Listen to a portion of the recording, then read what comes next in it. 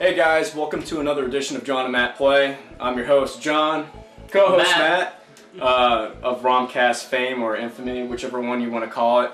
We're going to be taking a look at a very interesting game. If you guys aren't familiar with this music track that's actually playing, well, we are going to be playing STARFOX for the Super Nintendo. And we kind of mentioned STARFOX in our Shadow Squadron video. We were kind of making parallels between that game and this one. Because they were both trying to do similar things. STARFOX did it to a lesser effect, and truth be told, they couldn't really do it on the same level that Shadow Squadron did. It's just a lack of technology, really. Yeah, even with the augmentation of the Super Effects microchip, there's only so much that could be done. And this is just a product of that. I mean, it's still an incredible milestone for what it is.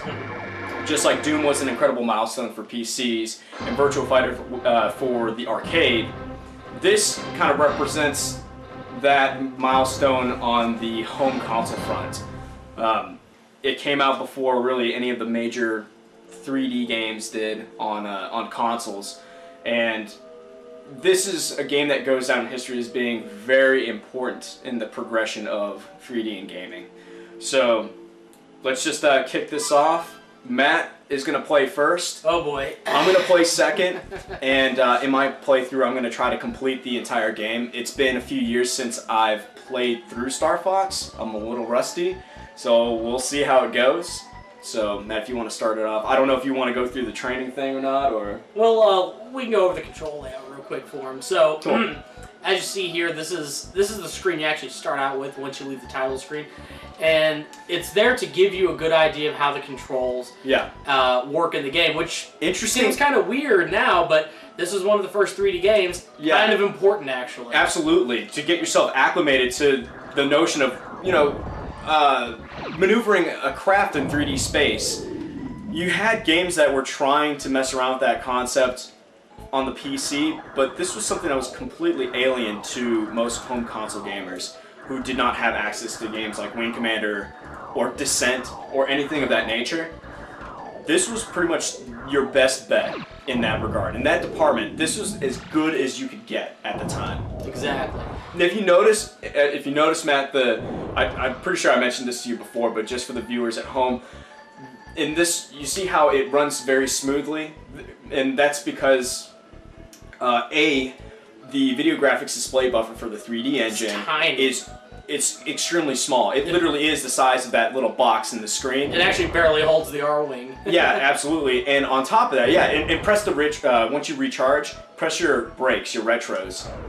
See how even when you're hitting your retros, it doesn't even house the entire R-wing.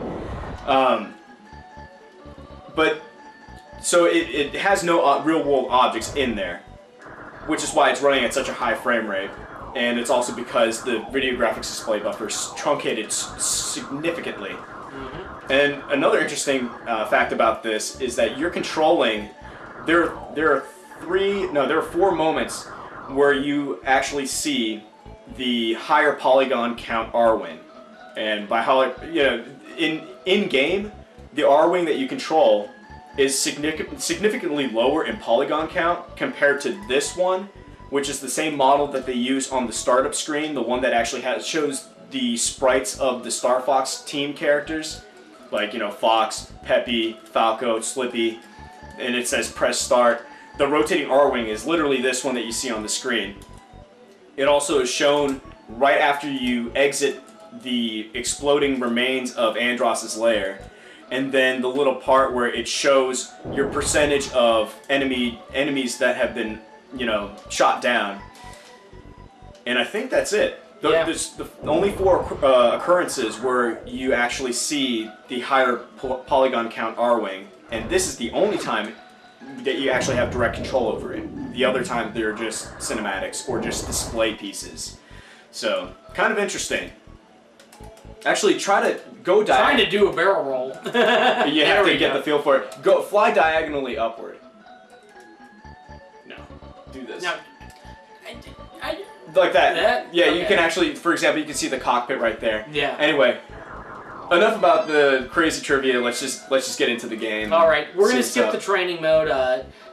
it's a thing that they've added into this game, just like this control screen, to give you an idea of what it's like to really pilot. We're going to skip past that because compared to the actual game, it's kind of boring. Just to let you know, it's basically just your training exercise where you are essentially flying through rings, and then flying in formation. Yeah. It's actually really, really hard. Actually, that doesn't occur if you get all the rings. Yeah. If you get a perfect score, you don't have to go through all that nonsense.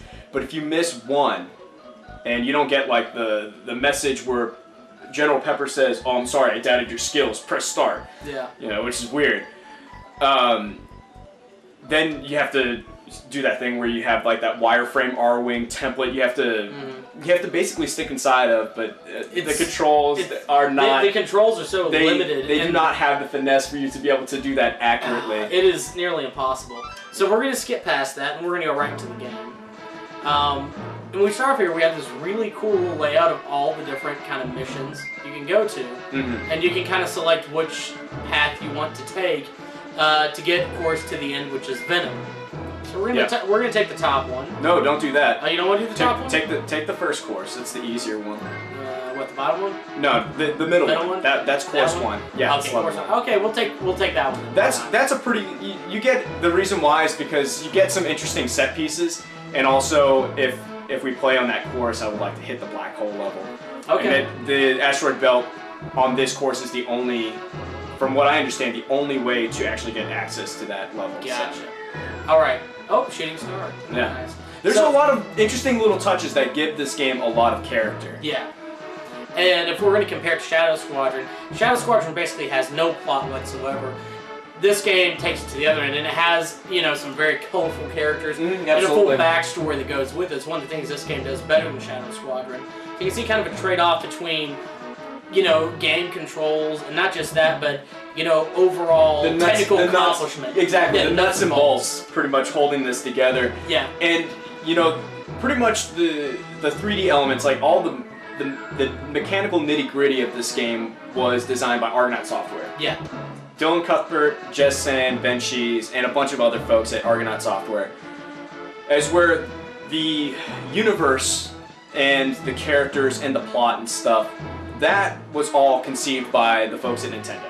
And a lot of it was Shigeru Miyamoto, including the concept art of the characters being made to look like puppets, because he was a huge fan of the puppet television series called Thunderbirds. And you can see that a lot in some of the early advertisements, how they're marionettes. Yeah, absolutely. Just like Team America. Yeah, and then a little piece of trivia is that the reason why the Cornerian military is composed of dogs, and the Venom army, ANDROSS' army, is composed of monkeys. It's derivative of, it's cribbing from an old Japanese saying, "Fighting like dogs and monkeys." A lot of people don't know that, but that's the reason why the factions are the animal race, or the animal species that they are. Right. So enough chit chat. Let's kick some ass. Matt, let's get to it. All right. Jam. The cool thing about this game is that it's framed as a very serious. Yeah. This straight up war, a very serious conflict. Right. And starting at Corneria, you get this really cool cutscene, with the wireframes and, the red alert klaxon. Getting ready to go just right into the shit. Prepare for launch. You also have synthesized speech as well. Actually, I'm not sure if it's synthesized or they're actual genuine recordings, because it looks like it seems as if they're recordings that were compressed, heavily to fit on the cartridge, but I could be wrong. And I do like how in-game, how they speak animalese. They're like... If I'm talking to my brother and I accidentally mumble something, he'll be like, "Do-do-do, da-do." Oh, need to get down in there. Yeah, get that wing blaster. Wing blaster. Oh yeah, be careful about that, because if you take too much damage to your wings, there are 3 different hitboxes to your R-wing. The fuselage and the main body of the R-wing composes the hitbox that takes straight up damage to your shield gauge, which is at the lower left-hand corner of the screen. Taking out these sneaky robots. But your wings are completely independent, and if the wings themselves collide with solid objects, enemies, objects in the environment, they will count as a damaged hit or a registered hit to the wing entity itself. If you take too many hits, unfortunately, there's no gauge, so you just have to remember in your head how much damage your wings have sustained. Or else, if you're not careful, you can end up losing a wing. Like you're almost about to right there. He's actually taken quite a few hits to his right wing. I'm not very good at it. So he's probably 2 hits away from losing his right wing. And when that happens, if that nub that is left of the right wing, he gets hit, it'll actually do damage to his shield gauge, so his overall health. Also, maneuvering your craft becomes a lot more difficult. Like you'll start to actually steer a little off just without touching the D-pad. Yeah. Oh man. And what these hit me. I remember these things. Oh. I'm good. Oh, you just made that. Yeah, I'm not nearly as good as this as Jon is. He's see, I never had a Super Nintendo or STARFOX. We kind of have different histories with this game. Matt has a lot less history with the game. I dare say I was the one who introduced you to this. Oh no, I knew about STARFOX. I just never got to play it until I met you because nobody still had it anymore. Yeah, yeah. But yeah, I am hurting right now. My shields are low. Out of my way. This game is actually really important in terms of my development, in terms of me playing games and getting involved with understanding game design, game history, and the industry that encompasses all those. You know, the people involved, how these genres have progressed, and how technology in game design has progressed. This is one of those games that really made me start to think about that. What the hell? I dodged that. How did that happen? Did you barrel roll? Yeah. Oh, well, you know, the rockets, you gotta shoot them. Oh, that's you gotta shoot them. Lasers, you can deflect them with the barrel That's the roll. first time I've ever actually died on the first mission.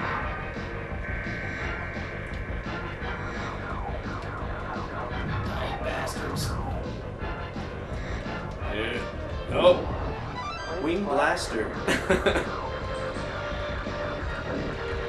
We used to, me and my brother Junito, we used to joke. We used to mix the English with the animalese, as we call it. And we would say, wing damage. Oh, damn. I'm not on top form today. It's fine, neither am I. This will be a very entertaining, very I love the design of these dinky-ass robots that got here. They are like the shittiest mechs I've ever seen. Yeah, and you can tell, I mean, you can tell ANDROSS cut his funding on his military there. And so did Nintendo with it. Yeah.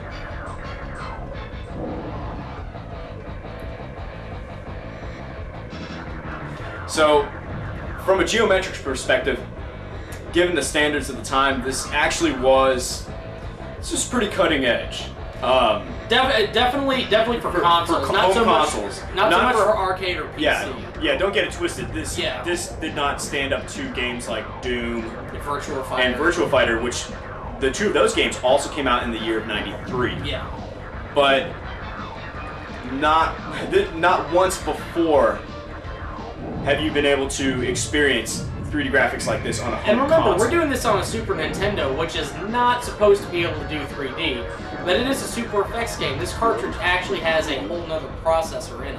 And which is pretty much dedicated to the mathematics of rendering all these flat shaded polygons. And another interesting thing about this game is that they do something interesting with changing the hue of the polygonal facings that, like the polygons that are theoretically exposed to world relative lighting, they lighten up in hue dynamically.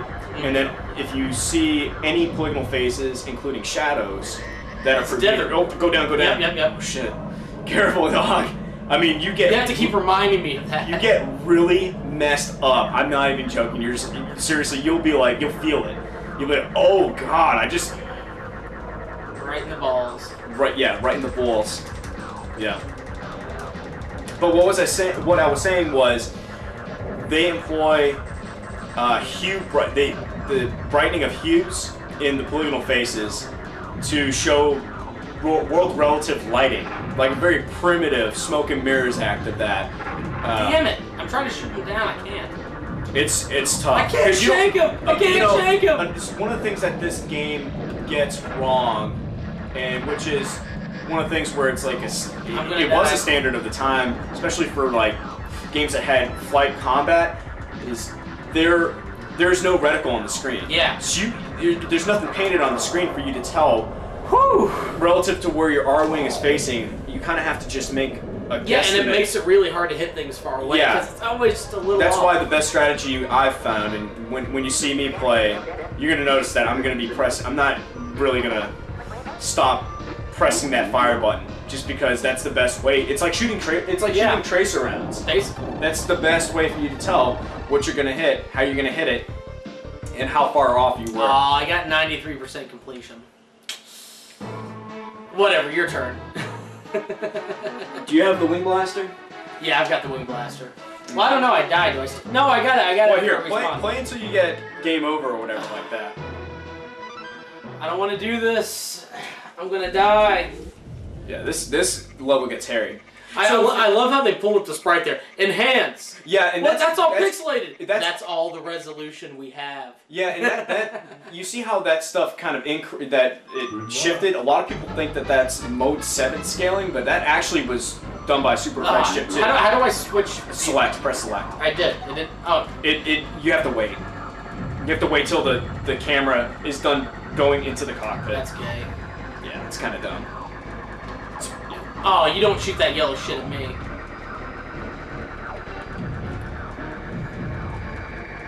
Suck it! Oh, the frame rate! I will say that this is a pretty... For me, I think this is a pretty fun rail shooter. The tragedy of this game, and the reason why it doesn't hold up as best as good as it could have, was because of how this game was initially marketed. It was initially marketed as a flight sim. Like a jet sim. Yeah. In fact, when you look at old magazines like Game Fan magazine, Nintendo Power magazine, EGM, this game was reviewed as, in terms of when it showed the genre, it didn't say rail shooter. It didn't say 3D rail shooter. It said 3D jet sim. And that genre, that mechanical label, kind of persisted until it's just wrong. I would say the late '90s, and then I would say when StarFox 64 came out, they basically relabeled it as not as a jet sim. They relabeled it as a shooter, spaceflight combat sim, because it did have certain segments where you did have full control over your altitude and your direction in a full 360-degree arena, but you had to go through a linear rail section before you were allotted that freedom. Because there was a clear transition. It would go into a cutscene, the camera would spin around, Fox and Clyde would tell all of his teammates to engage all range mode, and then their S-foil flaps for their wings would open up, and instead of because originally their wings would be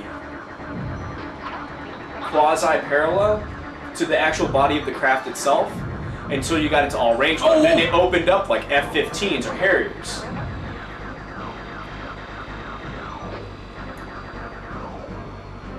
Oh, that's an R-wing. Almost shot at him. Stay on target. Stay on target. This is what I'm talking about right here. For those of you who are unfamiliar with the different track settings, the different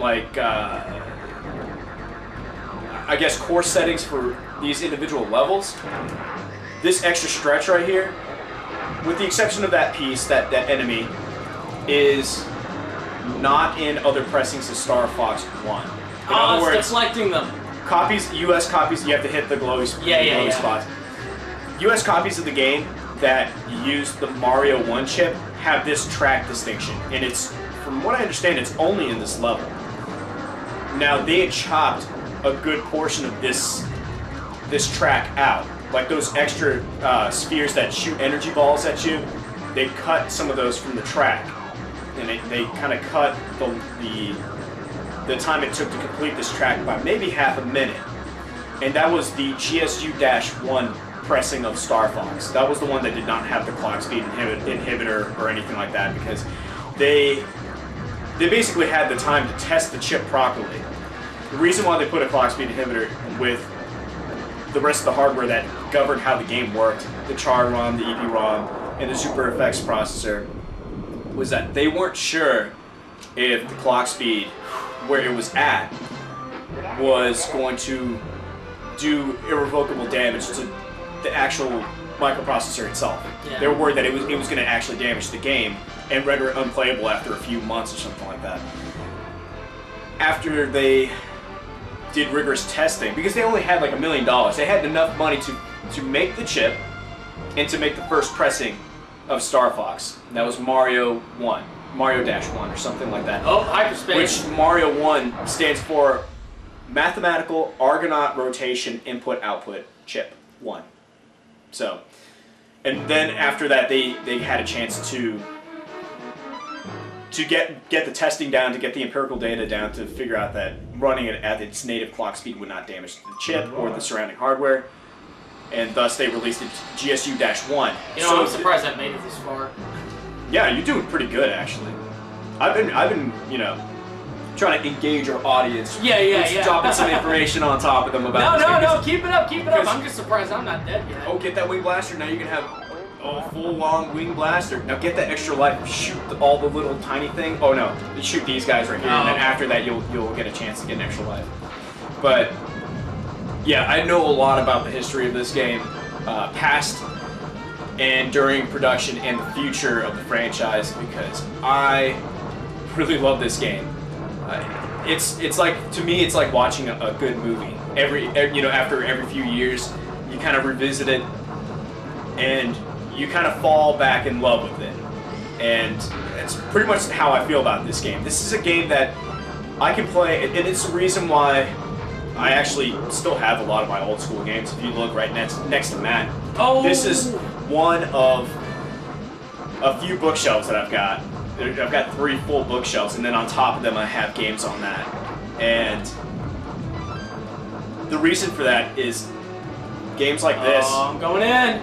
They leave me with these memories, playing the game, the feel of the game, my first memories of it, like that initial feeling that I get. It evokes those feelings. It brings them back to the surface. And this is a game that has that effect on me. Something I call the Mega Man 9 effect. Yeah, I don't know if I showed you the Penny Arcade comic on that. It really does bring me back to 1993. Wahoo! Just in the same way as Ridge Racer. I know I mentioned in my quick look at Ridge Racer for the Sony PlayStation that's a game that it's instant nostalgia. Like if I'm having a bad day, I'll pop that game in and I'll play it. It's basically a feel-good game. And this is the same. I'll be honest, this part's actually screwing me up a bit, because every time I see these ships, I think I'm playing Shadow Squadron. And I'm just trying to go right in for him to get the kill. I'm like, why aren't I doing any damage? STARFOX is very different. I would go through the belt. I would say that in hindsight. Well, no, I'm not going to say in hindsight. I'm going to say one of the biggest distinctions between STARFOX and Shadow Squadron is that Shadow Squadron is deceptively complex. It looks simple on the surface, but there is so much depth to it. It is unbelievable. But it lets you uncover the depth at your own, your own pace. Yeah. You can essentially take on any hard point of the ship. You don't have to hit a particular glowing spot, but it's up to you to figure out which hard point of the ships is the most critical. Will do the most damage overall to the ship, leading to its eventual demise. Here, it's very specific about what you need to do. If it flashes, shoot it. That means you can shoot the entire thing. If it doesn't, it's either it's something that is invulnerable, or B, has some glowing hard spots that you have to hit. Like you saw the side of that cruiser, it literally has targets on it saying, hit me here. You will not take me down otherwise. You gotta hit me in these particular glowing spots. And that's really good for, I guess, holding the player's hand. And especially in a game that's kind of a first of its kind for home consoles. It was kind of something that was necessary. Yeah. This is a boss, isn't it? I still say that a genuine fault of the game is not having reticle on the screen. That is something that they should have honestly figured out. I'm going in, Johnny. Because even with games such as Space Harrier, you shoot the door once to change the direction in which it'll open. Ah, see, they didn't tell me that. Yeah, but this is one of those games where you figure it out by dying. Lovely. Yeah. As a lot of shit. Careful, you're just gonna keep there.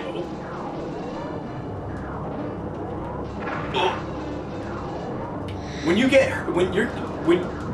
you hit something or you get hit by a laser or a missile, the sound effects in this game have such a crunch that you feel it. Like every time I get hurt in this game, I cringe and I'll go ugh, like as if I physically got hurt, because that's how much of a crunch the sound effects have. Like you fly into a stationary object like a wall or a building, or collide with an enemy. I'm not doing anything. There's such a ferocious sensation that you get from the sound effects that it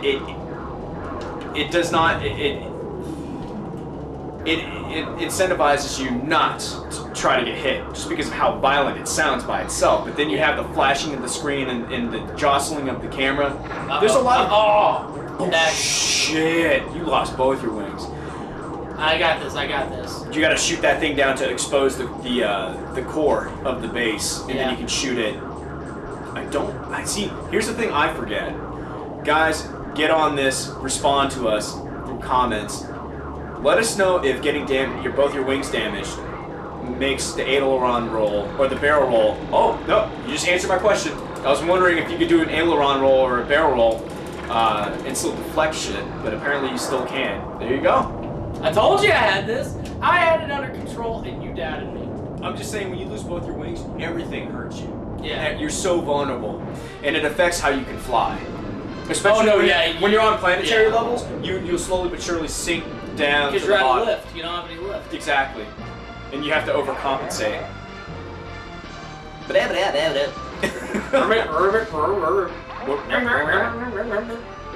Wing damage. Whew. Yeah, my brother and I used to always get a kick out of that.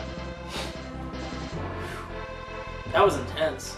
So, Matt, while you've been playing this game and experience it, you totally understand why this game is important. Oh, it's yeah, it's an important video game. I always did, yeah. But I gotta tell you, because I did this last time, and I don't think you got it. When they come up here and they actually pull it up, it just reminds me of that scene in Futurama where Zap Brannigan's like, enhance! Yeah, and it blows up the It's like, what is this? It's all blurry. And Kip's like, that's all the resolution we have. Yeah. Be sure to use your retros if you're going too fast. Be careful with my R-Wings.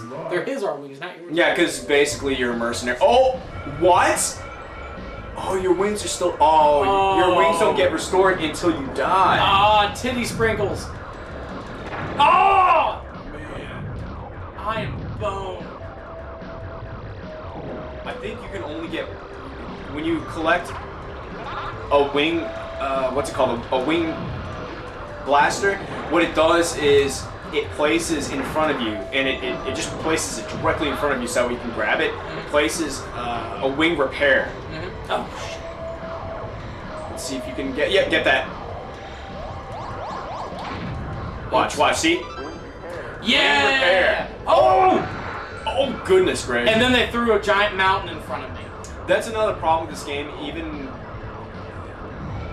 The controls are actually kind of laggy, and by kind of, I mean very. Yeah, it's something that I am very used to, but I understand how a newcomer... Or, like, it's hard for someone who is not acquainted with this game to come back to '93 and how lax the standards were for 3D. even 93, dude. I had Wings of Glory on my PC, which is a contemporary 3D actual flight game. Yeah, when you look at games like Wing Commander and like Wing Commander 3, because this is around the time that Wing Commander 3 was the top game. That was the current one in the series. That game did not perform particularly well. And I dare say it's because that game's code was not really optimized that well. Had it been optimized a little better, it would have taken more advantage. I just died. Well, good thing I got 2 more lives, right? Yeah. Like I was saying, I wagered I ventured the statement that had the code that governed Wing Commander 3's 3D engine, all of its mechanical aspects were more cleanly programmed, I think that the game would have run better. Well, what kind of PC did you run on? Did you have a 486 or did you have a Pentium? It was a 486. What model 486 did you have? It was a Packard Bell Legend. But but what it was using a Trident SVG. Was it a DX2, a DX4? Damn it. It was a DX4. It was one of the later Packard Bell models. Damn it, I keep hitting shit. There you go. Just make yourself vertical. It's easy to dodge that. Oh! Easier to dodge a fucking mountain. That is such a cheap thing to throw there. I have no shit. This is a level where you try. And something that's interesting about this game that makes it tough, it's not just the performance, but it is also the fact that you travel faster. You travel at a much faster speed than you do in STARFOX 64. Now And you're not as maneuverable as you'd like to be. It feels fast at first because it's smooth. But when you look at it in comparison, you're actually not gaining as much. You're not traveling as far in the same amount of time in STARFOX 64 as you are in the original STARFOX. That's what makes this game extremely difficult. It operates at a lower frame rate, and you're traveling farther distances and shorter spans of time. So. Okay, slow down. See if I can just keep the brakes on, if that'll make it easier. Be careful with those. Those things. When as time progresses, the farther that you get in the game, the more damage they actually do. It's kind of like Shadow Squadron in that regard. They kind of spoon feed you little bits of difficulty here and there. Barrel roll! Yeah, sometimes you gotta hammer on those shoulder buttons to get it going. Wing blaster. Oh, tits! I'm dead.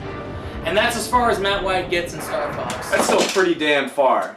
Yeah, for the first time I've actually seriously played the game in a long time. I think so. Oh, shut up, Andross. Ugly, mucky-looking motherfucker. Alrighty. I'm not going to do this, but I'm glad that you got to the continue screen. Because you can actually rotate the R-Wing.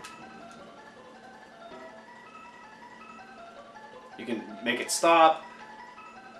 It's in this, again, you can do this thing and make it look like an acid trip. Oh! Windows froze. It's like one of those screens. Oh yeah, that's right. Yeah. Window freezes. You like it? Yeah. You're dragging the window. And it just makes a million copies? Oh, man. Just gonna let it keep going. You're gonna black out from the G's. You're already dead at this point. Yeah. And then just boom, stop, you hit a brick wall. Whoa.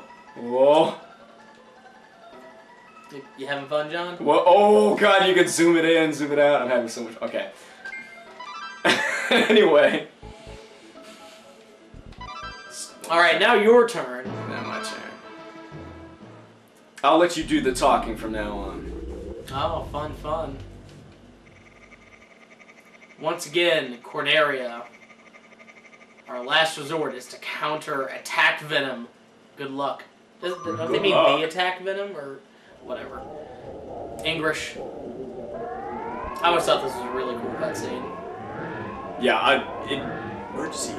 It really just it gets you in. And Shadow Squadron does kind of the same exact thing at the beginning of the game, doesn't it? Yeah, I think Shadow Squadron does it to a better effect though. But then again, it did come out after. Yeah. So There are a lot of things that Shadow Squadron does right that STARFOX gets wrong, but there's a lot of things that it does right that STARFOX also did get right. Yeah. Like, in a sense, you do feel like you are flying in a jet and whatnot. However... Now, I know you can get this level 100% completion. I watched you do it earlier. Yeah. But then again, you're the guy who says he can beat STARFOX in 45 minutes. Yeah, and that's when I'm really focused, but I'm not really gonna do that. As you can see right there, I'm just getting all beat up. Come on.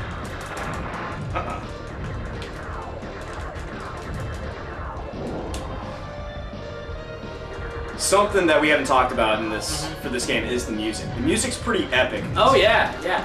And something I noticed earlier when we were testing out all the hardware and everything is there's kind of a unique kind of, I guess, soundtrack or sound that Super Effects games have. There's a distinct style of instrumentation. Yeah. With a lot of the sound library samples used in specifically Super Effects games. Yeah. It's very different from the instrumentation that you'd find in other Super Nintendo or Super Famicom games. It's kind of an identity all its own. You really could have made a system that specifically did Super Effects, maybe to a higher degree, and that could have been their 32-bit platform. You know, I think they were going to do that with Sony. It was going to be called the Nintendo PlayStation. Yeah.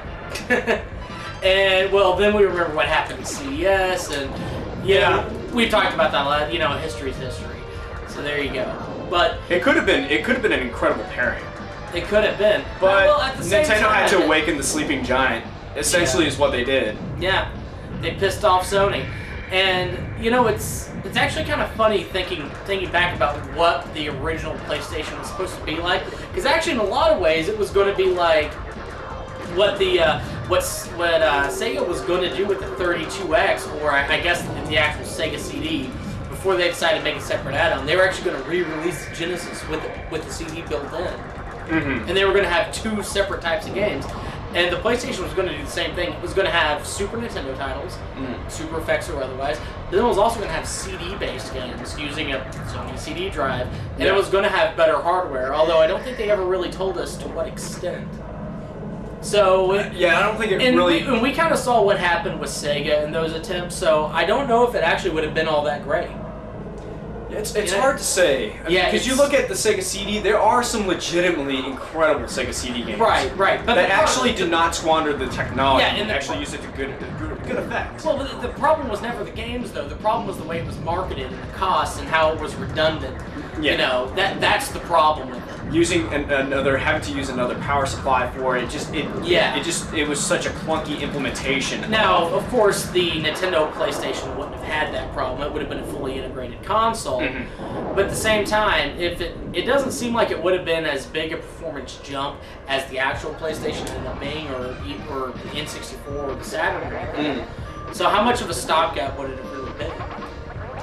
It would have been better than putting out the Virtual Boy. I still scratch my head thinking about that. I mean, I know it was Gunpei Yokoi's baby and stuff, and it could have been something quite incredible. But I feel like... Dude, I'm convinced all those old executives at Nintendo were on a lot of drugs. Well, and it's crazy because shortly after that, Gunpei Yokoi was hit by a car under mysterious circumstances. Yakuza... I'm not making any assumptions or forming any conspiracies or anything like that, but it's kind of... I find it very suspect that shortly after he created the Wonder Swan, he got mysteriously hit by a car. Yeah. Ta-da! And people say Nintendo's a nice company. Hey, leave luck to heaven. That's what they did to Gunpei Yokoi. They left his luck to heaven. Yeah. Because they had him killed. Yep. Well, I'm just kidding. That's totally a rumor. I'm not saying anything about Nintendo having a hand in Gunpei Yokoi's death. I'm just saying it's a remarkable, creepy coincidence. Just gonna say, accidents might happen if you leave the family. Yeah. You know, things... Don't ever take sides up against the family. Ever. Yeah. And he joined Bandai. You know. God, Bandai, wonderful. Truth be told, it's actually not a bad system. Especially when they came out with the color version of it. Yeah, but it just goes in history as another one of those too little, too late, half-assed consoles, you know? It did have good ports of Final Fantasy 1, 2, Dawn of Souls. Because let's be honest, the Super Nintendo is a flawed system. Every console is a flawed system. There are things you can criticize about any of them. Yeah. You know, for example, the Super Nintendo's hardware isn't as good as the Genesis hardware. There are actually a lot of aspects of the Super Nintendo hardware that are better. I would say the fact that it's capable of rendering rendering a sprite, it's got a slower processor and it's got less RAM. But that's, for the most part, that's the only thing that it lacks. Yeah, but those are two really, really big things. Yeah, it's better optimized for 2D graphics. It's got a better graphics chip, but at the same time, who cares if your processor runs at shit megahertz? You know. All right, so I'm gonna try to do something here. Oh, you're gonna do the black hole. I'm gonna try. You did it earlier. I think you can do it. Yeah, I need to get this power up right here. Yeah. Now, if everybody thinks that John's lost his mind and he's just running into these asteroids, this is on purpose. Oh no! No! Why did you do that? I did not mean to do that. Oh well. So now you just wasted a lot of your shield for no reason. Yeah. No, look at my shield. It's not actually that bad. Oh well. Maybe so much maybe for black hole. So much for possibility. French for possibilities. Right. Yeah. Well, at least I can try to 100% this. Son, I am disappointed. Whatever. we'll do another Let's Play we'll do a secret. We'll do a video series where we expose different secrets and stuff. Okay. Oh no, the evil triangles. I just want to show this how all-encompassing this game is, because there is a point in this game where you forget about what's going on in the real world and you're just thinking about the game. Oh, yeah. And that's really one of the best things about this game, is that it's not the ultimate escape, but it's a pretty damn good escape from reality. And I know exactly what you mean, because when I was playing just a minute ago, I had the same experience. Yeah, and that's really the power of this game. Yeah. At some point, there is a moment where you do kind of forget about the archaic graphics, and you're just trying to master this, and you're trying to dodge these obstacles. Well, for me, it's just you're trying to survive. Yeah, absolutely. No sweat, Fox. So I'm going to try to rush through this game, but I'm also going to try to get 100%, and we'll see how... Oh, no! Oh, well, that's not going to happen. I might as well just rush the game.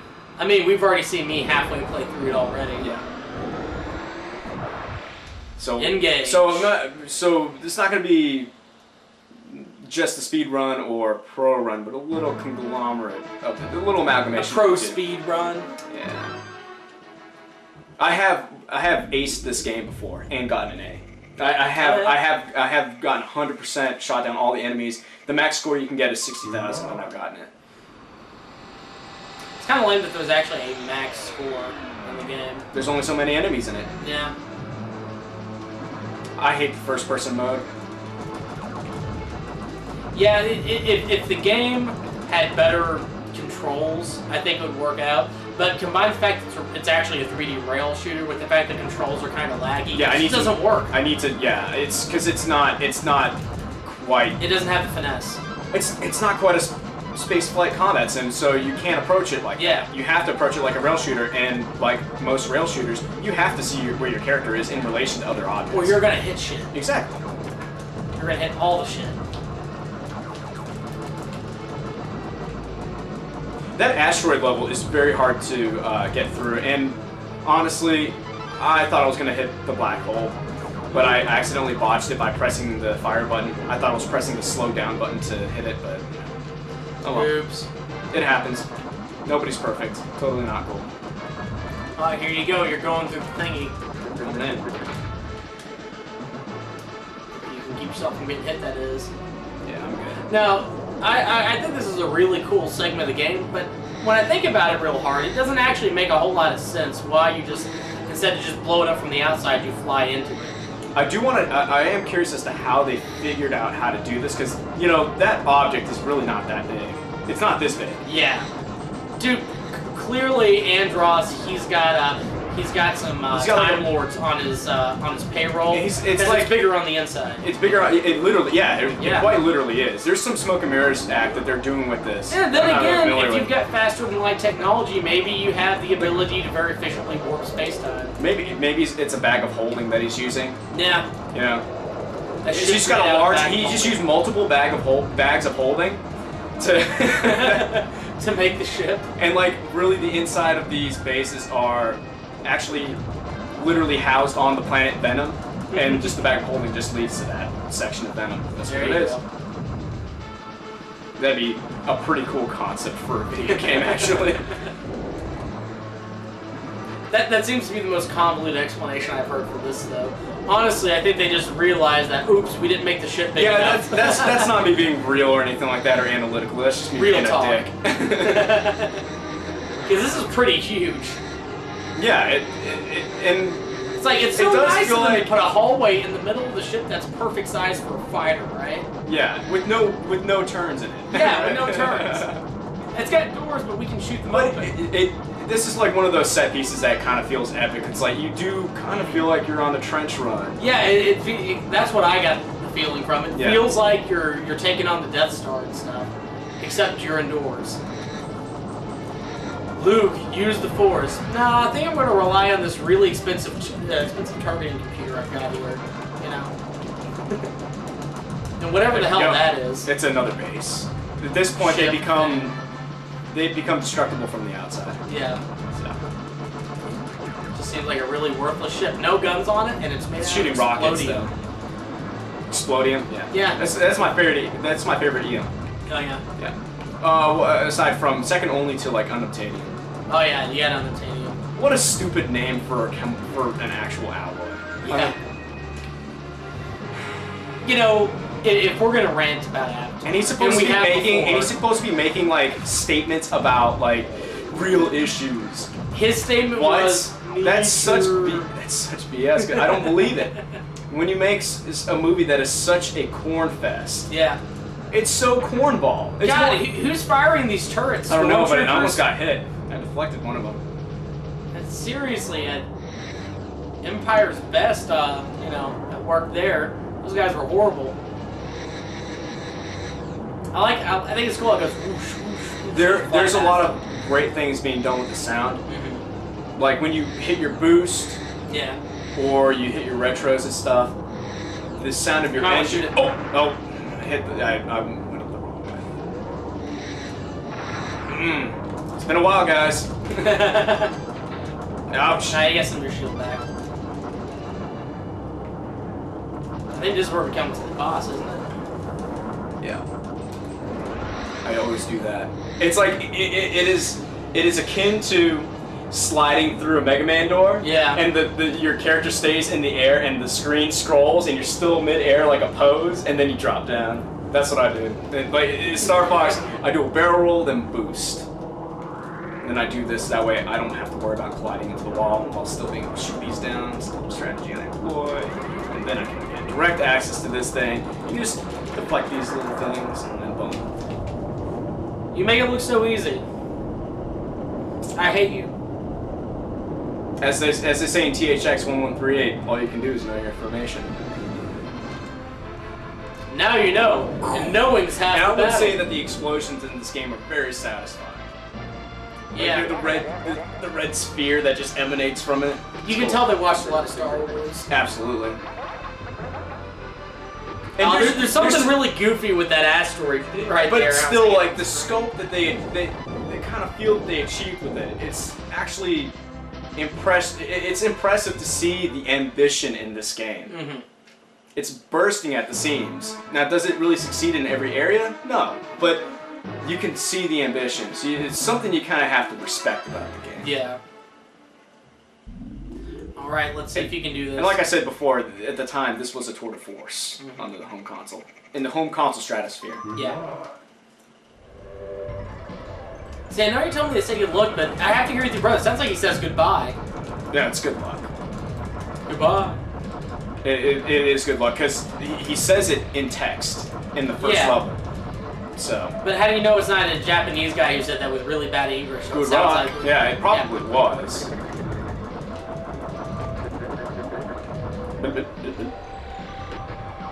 It's so weird that some of the dialogue is spoken in animalese, and I've always found that to be. Oh, do you see what I did there? No, I didn't. So one thing I've noticed about this level, after playing it twice and dying, is that for whatever reason, it seems they've changed how far the camera is from the R-Wing. I actually switched the view by pressing select. In this mission, for some reason, it defaults to a close-up shot like this. And then I just press select again to disengage that, because it's super disorienting. You can't really see what you're I think that may have been part of the problem I had. Yeah. Just destroy all that nonsense. Get my extra life. Game Shoot over. this guy. Yeah. Game over, yeah! It's like, it's just so happy. It's so pause vibes. Makes you not so angry about the fact that you lost. These helicopter enemies try to kamikaze you. How are there helicopters on an asteroid? Your guess is as good as mine, Matt. I mean, when you saw me playing off screen, when you saw me playing, what level was it? Sector Y. You saw space whales, space tuna, space manta rays. Yeah, it was weird. I think that Spaceball's been an abusive relationship because you shot him and he gave you stuff. Yeah. You know, it's really messed up. What kind of message is Nintendo sending our youth?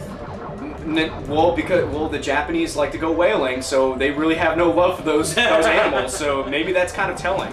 Yeah. So we just uncovered some cultural, there you go. Some cultural nuggets of knowledge. And that's why hippies try to ram into their boat. Oh, you can't even see. Oh, now we gotta face off against the dancing insector. The giant spider bot from Wild Wild West. Yeah, that's right. The last time I showed you this game, you made that connection. Either that or it's the weird mobile armor from Gundam. That, oh god, what's his face? The guy with the unpronounceable name has. Oh, yeah, I know what you're talking about. Leding.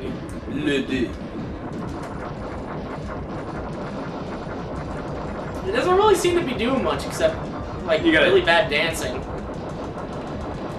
Now, once the wings turn red, or the legs turn red, you gotta start hitting that thing whole hog. You start hitting it.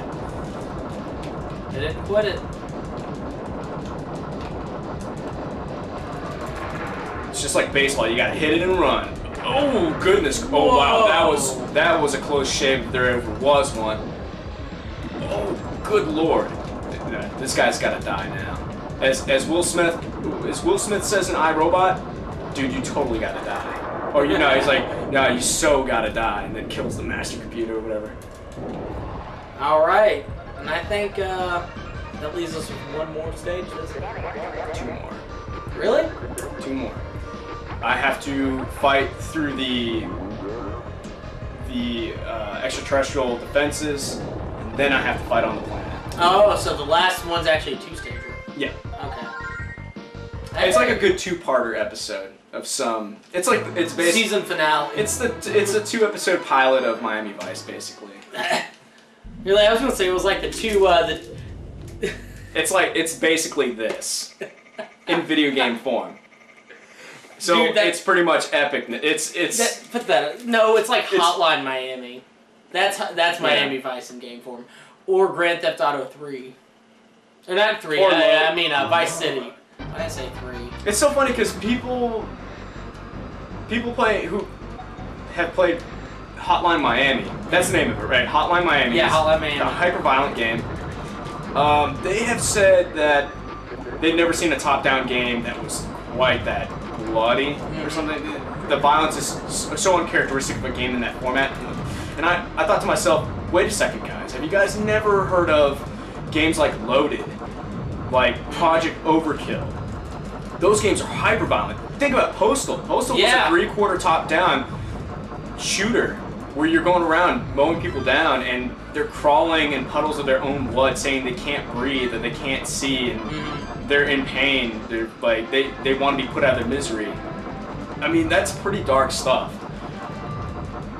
But I guess people are too young to remember Hotline Miami. No, you mean to remember games like Postal. They remember Hotline Miami. I mean, games like Loaded or... Yeah. Yeah. I have to agree with you. They must be too young to remember that. They just unfamiliar with gaming, with their gaming history. I guess that's a more apt statement to make. Yeah. They're ignorant. Because... Get off my lawn. I very much... Whenever I see a game, I will either...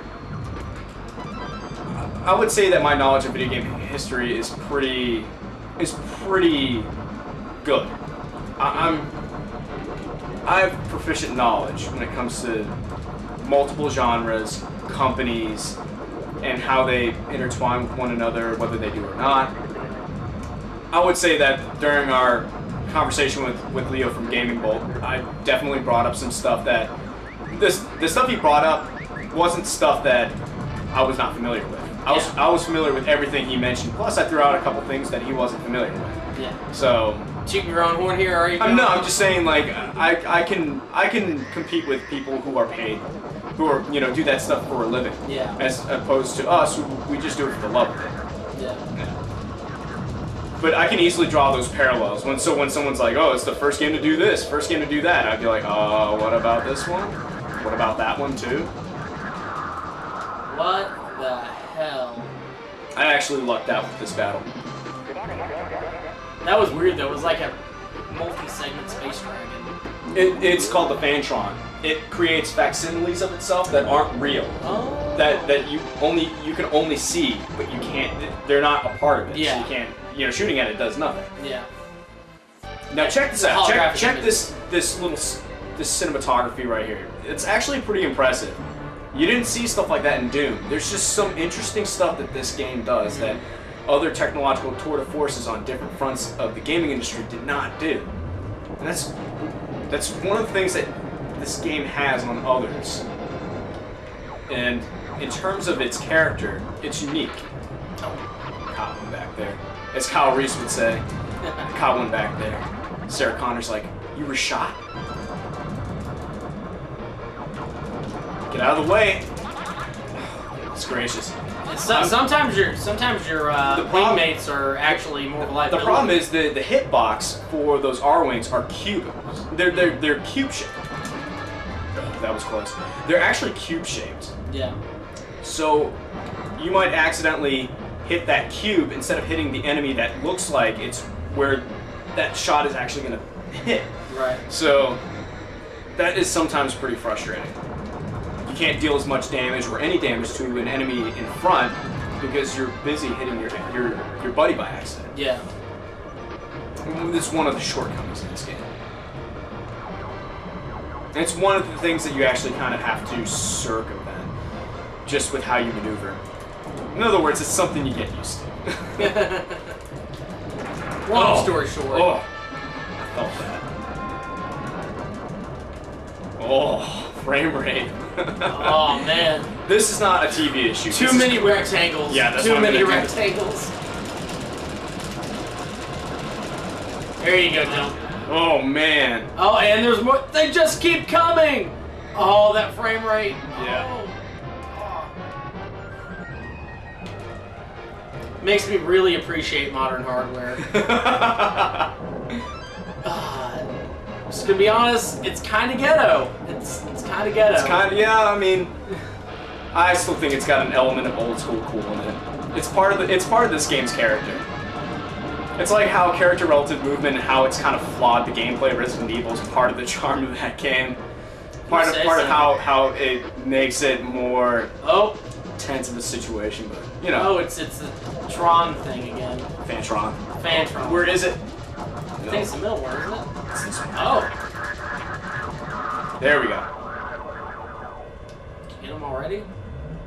Maybe. Ooh. Wait, what? What? What? I'm just kidding. Stop acting surprised. Play this game like hey, I gotta entertain our viewership somehow. Someone's gotta give us subscribers, Matt.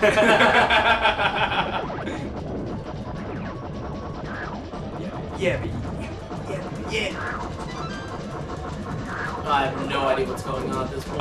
I'm kicking butt right now. Well, if you say so. Whoa. Whoa.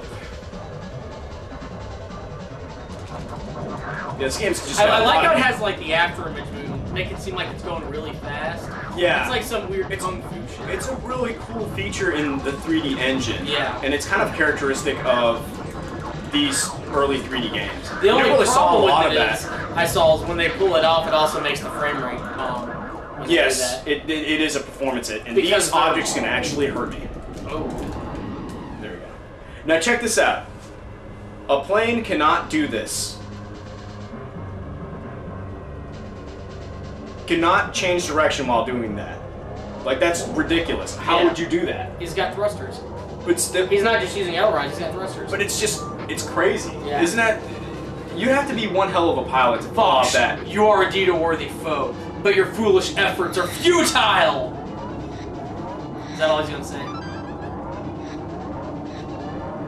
No, he's. Here, try to run through my randomly closing doors. Ha ha ha ha ha ha! You're no match.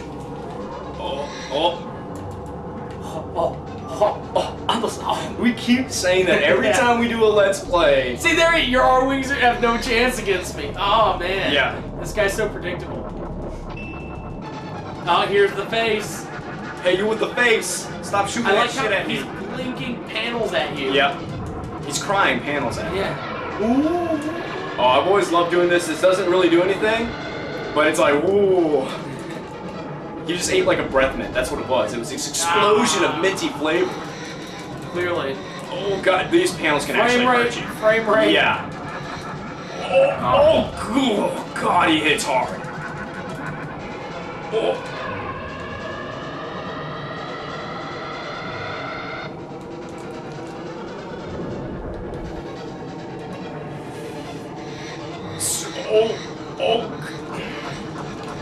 This stuff is legitimately hard to dodge. Especially with the low frame rate, everything's really slow. I'm gonna have to. No. Oh, he took his eye out. Yeah, took one of his eyes out. It's only a matter of time after this.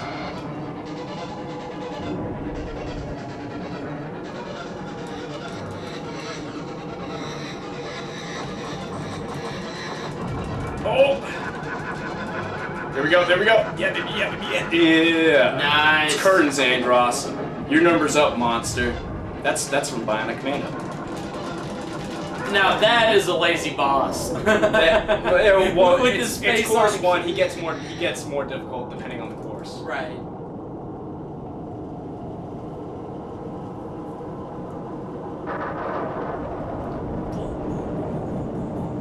We gotta get out of here. It's gonna blow, Fox. See, higher polygon count model right there. Yep. Listen.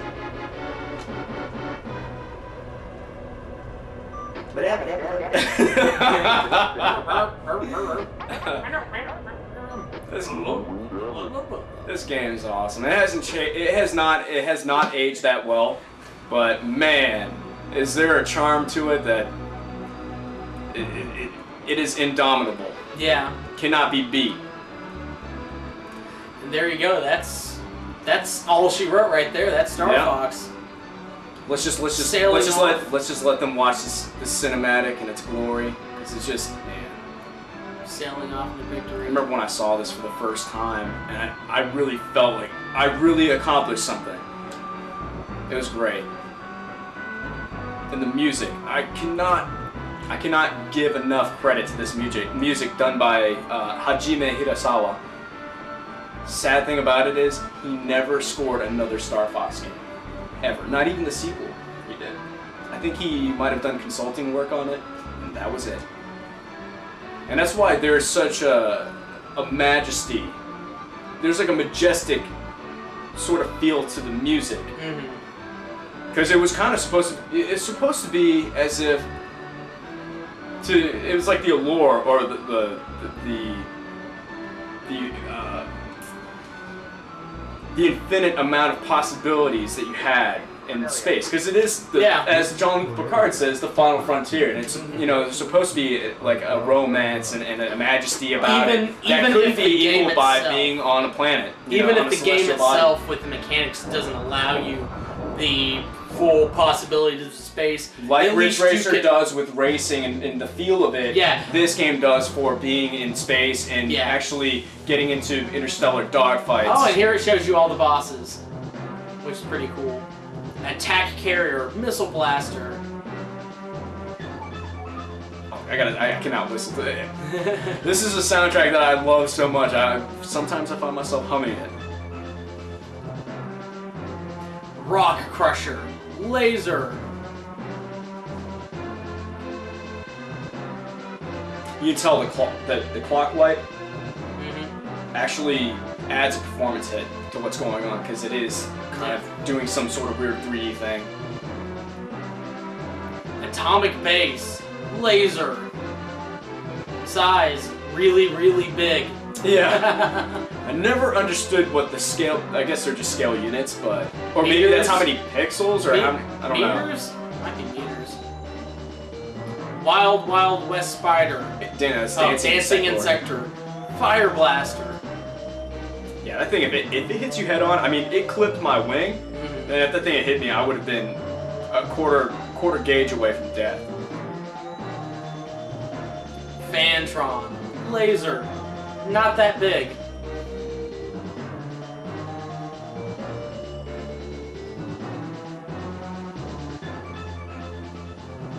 Super Saiyan Fantron. Yeah. Super Saiyajin. Yeah.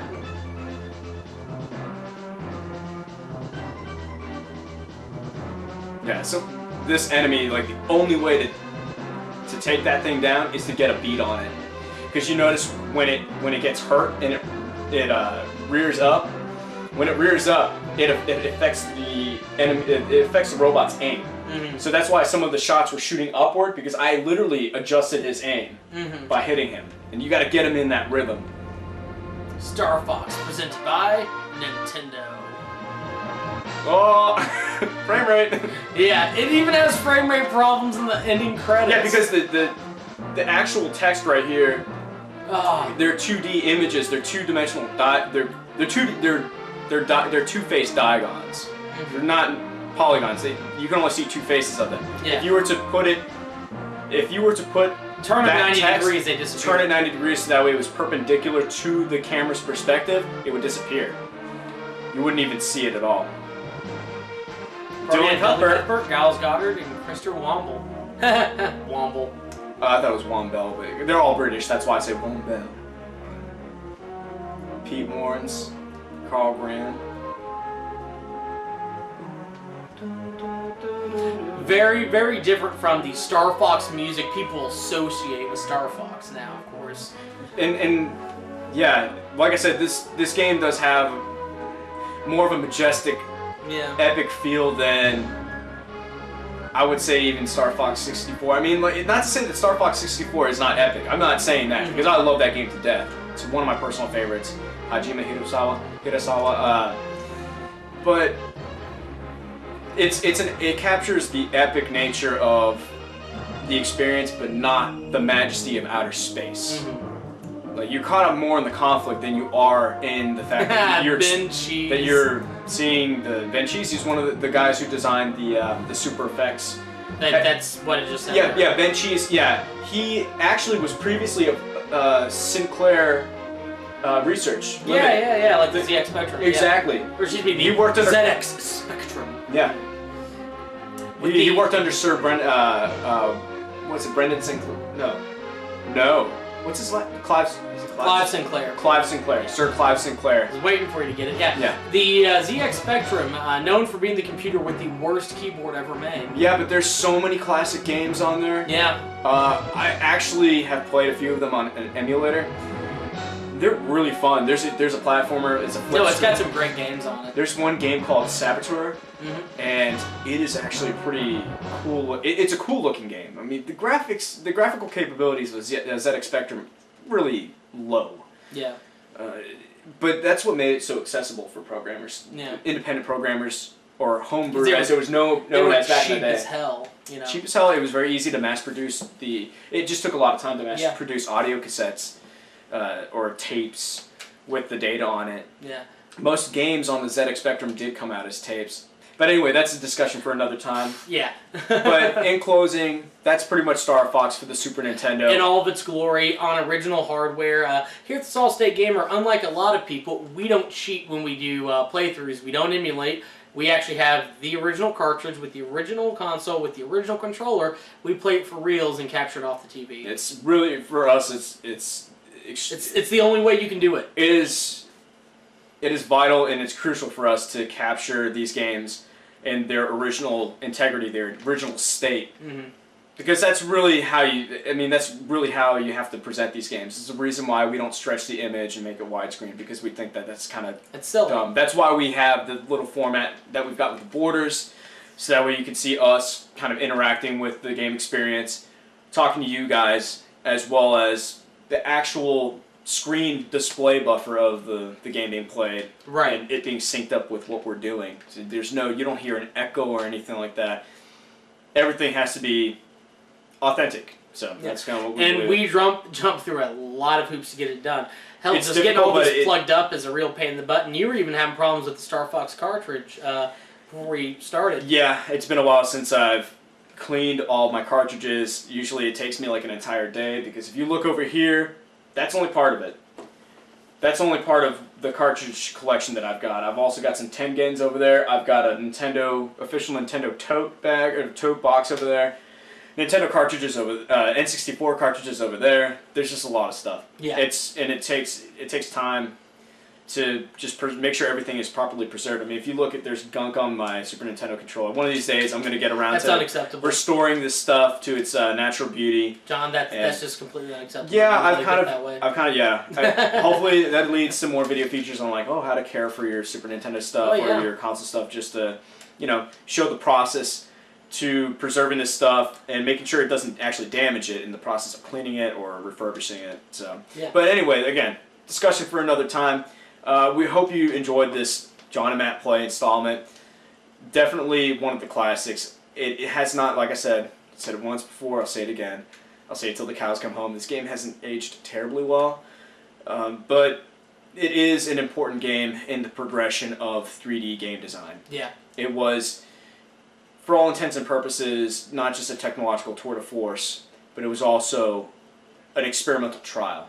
And I would dare say, without games like this existing and being attempted and implemented, we wouldn't have better, more well-wrought 3D experiences in the future. It would have taken a lot longer for us to get there. So the stuff to get it right, you got to make mistakes first. Absolutely. So this is an example. It taught Dylan Cuthbert and the people at Argonaut Software two things that really you got to make sure if you're going to do 3D. You have to make sure that a system will support it, that will have the guts natively to handle that stuff. And B, it taught them a lot about 3D game design.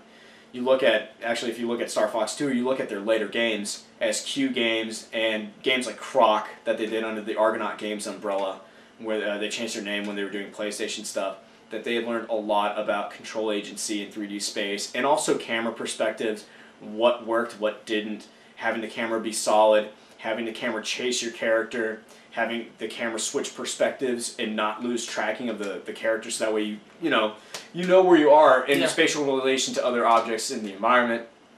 All important facets in terms of 3D game design. So this was an important stepping stone in the grand scheme of things, just like Doom was, just like Virtua Fighter was, and the gaming landscape, or gaming in general, would be a very different place to be without games like this, the trials and tribulations. So, yeah, anyway, that pretty much covers it for this edition of Jon and Matt Play. We hope you enjoyed. If you guys have any comments or suggestions or anything like that, maybe you guys have a request for a game you want us to cover. We kind of are composing a list of future games to try out and experience and show to you guys on the Solid State Gamer. And some mainstream, some interesting, some you may not have heard of, and then others that are kind of just, what the hell is this? Slamscape is one of those games that we've kind of had on the back burner. We've had in the back of our minds. We're kind of... That's definitely going to be one of those what the fuck games. And it's definitely going to be an MST 3K sort of situation. We're going to be kind of laughing at the game. If you guys have noticed, the motif of and the structure framework of these videos kind of it changes depending on how we feel about the game. Something like this is more like a retrospective for me, on my end, is where for Matt, he takes more of, you know, he doesn't have rose-tinted spectacles with this game, so he's able to give it a very clean, honest look. I mean, I'm able to take them off, but then, you know, at some point I will talk about my nostalgia for this game and my personal recollection of this game and the impression it left on me. So it'll change. Slamscape is gonna be, we're gonna be crapping all over that game. Spoiler alert. So yeah. One of the worst games ever made. Yeah. Yeah. Anyway, that'll do it for this episode. We hope you enjoyed. Again, leave us some feedback and check out our web space, thesolidstategamer.wordpress.com. We have reviews, previews. We're doing stuff with Drift Stage. We actually have beta access, so we're going to be checking that out. So look forward to that. It's definitely a cool kind of throwback to the 90s racing genre. thesolidstategamer.wordpress.com. And check out our podcast. We do a podcast every week. And we talk just about... got done recording a new episode. Absolutely. So stay tuned for future video updates on the site, as well as future updates on the ROMcast, as well as reviews and preview coverage and gaming news. So thank you guys for watching. We'll see you next time. Take it easy.